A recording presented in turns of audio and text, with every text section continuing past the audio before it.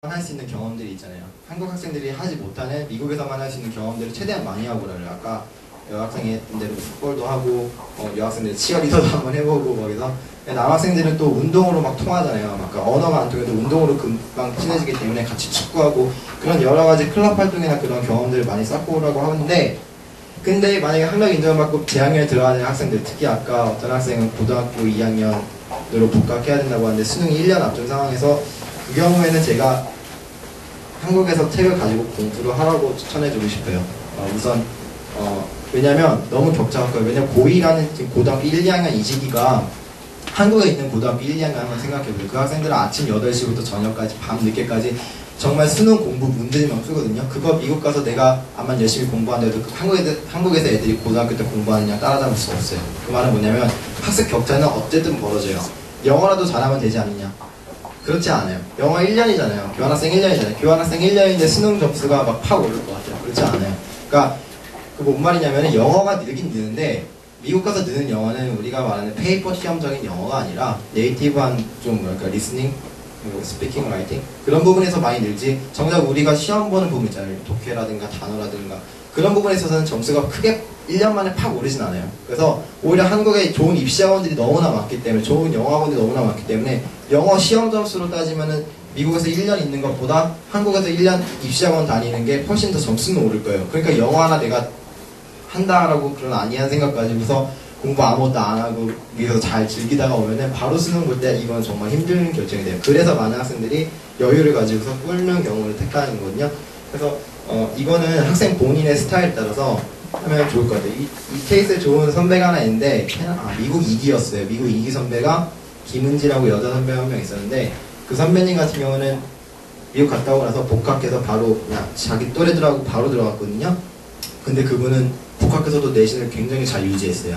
굉장히 내신 잘 유지하고 또 토익 성적도 굉장히 좋아서 성균관대학교 인문계열의 수시 2학기로 합격했거든요. 그러니까 그런 경우도 있어요. 그러니까 그런 경우 제가 선배한테, 김은지 선배한테 물어봤었을 때 뭐라고 했었냐면, 자기는 미국 가서도 수학 공부 하나는 잡았다고 그랬어요. 그러니까 자기는 영어 공부 잡은 게 아니라 수학 공부 잡았다고 그러니까 제가 추천해주기는, 어쨌든 꿀든 안 꿀든 간에 복학할 학생들은, 고등학교 복학할 학생들은 수학 공부를 잡는데 대신 앞서서 선행 공부, 아까 수원수도 가져왔다고 절대 안 보거든요. 왜냐면 뭐 알려줄 사람이 어떻게 보게 되나요? 절대 수원수를 가져갈 게 아니라 지금부터 내가 그 전까지 했던 공부들에 빠진 부분들을 수학을 완성한다고 생각하면 돼요. 그러니까 무슨 말이냐면, 내가 고2로 돌아가든 아니면 고1로 들어가든 지금 중학교 때부터 고1 과정까지 내가 빈 부분, 내가 약한 부분, 도형이면 도형, 뭐 미적분이면 미적분, 그러니까 부족한 부분들을 내가 메꾸고 오겠다라고, 그러니까 복습이죠. 그렇게 하면 오히려 공부가 쉽거든요. 선행학습 미국에서 하지 말고요, 복습하세요. 중학교 때 약했던 부분들부터 해서 고등학교 때 약했던 부분들까지 다 복습해서 온다는 개념을 하고 오시면 차라리 그게 좋을 것 같아요, 선행학습보다는. 그게 이제 마지막 검정고시인데요. 저 같은 경우 제가 이제 검정고시를 했었는데, 검정고시 생각하는 사람들이 요즘 많이 늘었거든요. 제가 할 때부터 많이 늘었는데, 아직도 부모님들 세대에서는 검정고시 생각하면 좀 인식이 안 좋을 수 있어요. 그 실제로 모든 검정고시생들이 괜찮은 학생들은 아니에요. 그래서 제가 검정고시 학원을 추천해줄 때 학원에서 오래 있지 말라고 하거든요. 학원에서 오래 막 6개월, 4개월, 5개월 이렇게 다니라고 하지 않고 딱 시험 전에 2, 3개월만 딱 다니라고 그러거든요. 왜냐면은 검정고시 자체가 시험의 난이도를 많이 묻는데 검정고시가 어려운 시험이 아니에요. 이거를 합격 못한, 합격할 수 있어요? 합격할 수 없어요? 이렇게 물어보는 건 정말 좋은 질문이 아닌 게, 검정고시는 합격해야만 하는 시험이에요. 왜냐면은 이게 검정고시가 목표가 아니에요. 이 경우는 검정고시가 목표가 아니라 이건 X쳐도 좋아요. 뭐냐면 수능이에요. 왜냐면은 검정고시 자체 시험의 특성을 보시면 되는데, 검정고시는 수능 시험처럼 학생들 보고 틀리라고 함정을 내가지고 틀려라 하고서 내는 게 아니에요. 함정을 피해가는 걸, 그런 문제 스타일이 아니라 검정고시 문제 스타일은 제발 좀 한 문제라도 맞춰주세요라고 내는 스타일이에요. 왜냐? 검정고시가 학생들이 보는 시험이 아니었어요. 원래 어떤 분들이 보셨냐면, 어렸을 때 가난한 교육 형편 때문에 교육의 기회를 잃으셔서 교육받지 못하신 할머니, 아줌마들이 보는 시험이에요. 그죠? 근데 할머니, 아줌마들이 봐서 합격하라는 시험에 학생들이 떨어지면 안 되죠. 그것도 유학 갔다 왔는데, 저기에서. 그죠? 안 되잖아요. 그러니까 검정고시에 목표를 두면 안 돼요. 근데 저도 제가 이제 검정고시 학원에 다녀서 준비를 했거든요. 근데 저도 이제 3, 4개월 다니다 보니까 이게 점점 자뻑이 돼가는 거예요. 왜냐? 검정고시 학원에서만 모의고사 이제 매달 풀잖아요. 그러면은 저는 막 죄송합니다. 근데 성적이 잘 나와요. 그러니까 그게 저만 잘 나오는 게 아니라 전부 다 잘 나올 거예요. 왜냐하면은 시험 자체가 쉽다 보니까 뭐 학원에서 3등 안에 노는 거야. 학원 전체 막 300명, 400명이나 학원에서. 근데 3, 4등 한다고 부모님께 3, 4등 했다는 성적표 딱 보여서 다음 달 수강료 막 50% 면제 막 이런 거 보여주면은 엄마가 막 잘한다 우리 아들 막 이러잖아요. 근데요, 그게 3, 4등의 경쟁자 나머지 300명 중에서 297명이 누구냐면 아줌마 할머니들이에요. 그래서 근데 자뻑이 돼요. 혼자 교만해지고 나 이 정도면은 나 수능 봐서 한 1등급은 그냥 기본이겠는데 막 이런 마음이 생긴단 말이에요. 근데 그거에 자기가 아니야 이건 그래도 검정고시잖아 이렇게 자꾸 생각을 하려고 해도 그게 안 되는 거예요. 그래서 학원에서 오래 있지 말라고 하는 거예요. 그러니까 목표가 검정고시면 안 돼요. 수능이어야 돼요. 근데 검정고시 그렇다고 그냥 포기하고 수능만 공부하면 약간 안 돼요. 그냥 검정고시 성적도 중요하거든요. 검정고시 하는 학생들 제일 단점이 뭐냐면 수시의 기회가 별로 없다는 거예요. 그러니까 정시, 수시 나눠져 있잖아요. 수시의 기회가 별로 없어요. 왜냐? 학교 고등학교 안 다니니까 학교장 추천 없죠.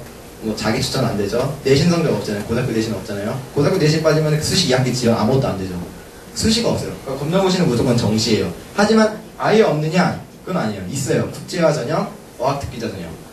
제가 간 거는 어학특기자였는데 너무 어려워요. 어학특기자 제가 갈 때까지만 해도 그래도 괜찮았는데 지금 이 학생들이 아마 어학특기자로 가시려면 토플 토익 100 만점, 막 300, 토플에 만점, 토익 990 받지 않으면 서울에 있는 어학특기자 전형은 거의 힘들 거예요. 지금도 막 그러거든요. 그러니까 제 친구가 토플 만점이었는데 연세대하고 이화여대 떨어졌어요, 수시. 그리고서 한양대 갔거든요. 토플 만점인데요. 그러니까 그게 힘들어요, 어학특기자라는 게. 그래서 제가 봤을 때는 검정고시는 정시에 조금 더 올인하는 전략으로 가야 돼요. 그래서 근데 검정고시 단점을 얘기했는데 뭐 장점은 없느냐? 그건 아니에요. 장점도 있어요. 어떤 장점이 있냐면 자기가 원하는 공부, 자기가 필요한 공부만 콕 집어서 할 수 있으니까 시간 단축이 돼요. 제가 검정고시에 추천하는 학생들은 어떤 스타일이냐면 자기가 지원하려는 학과와 대학이 뚜렷한 학생.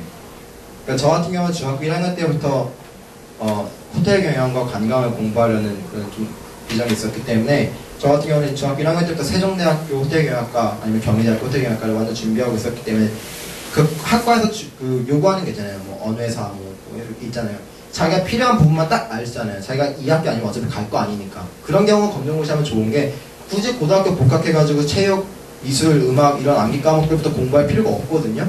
근데 검정고시 같은 경우 하면 자기가 필요한 딱 언어, 외국어, 사탐 딱 공부할 수 있잖아요. 집어서. 그래서 좋고 하지만 만약에 그런 목표가 없이 그냥 내가 검정고시 시간 단축하겠다 이런 학생들은 오히려 아무것도 안 돼요. 죽도밥도 안 되니까 그런 경우 만약에 자신의 아직도 내가 어디로 가야 될지 무슨 학과를 할지 그 목표가 없는 학생들은 차라리 고등학교 복학해서 선생님들하고 상담에 진로 상담 받고 그렇게 대학을 진학하라고 추천해주고 싶습니다.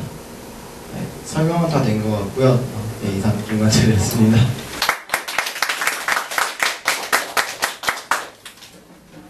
네, 말 정말 잘하죠. 네. 술도